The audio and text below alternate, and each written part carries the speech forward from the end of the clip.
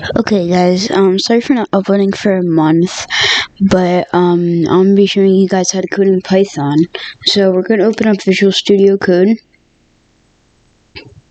Go to a new file and do index.py,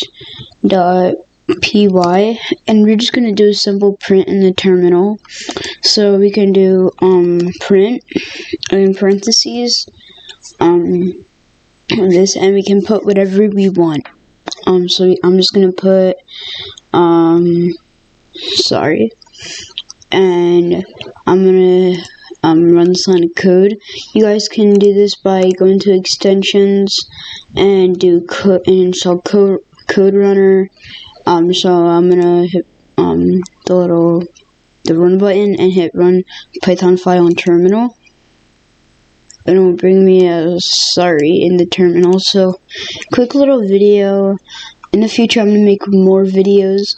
So if this video is helpful for you guys, drop a like, subscribe to my YouTube channel, and I'll catch you guys on my next video. Peace.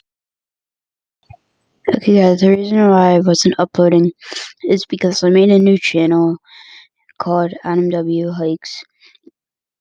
So that's why I haven't been uploading.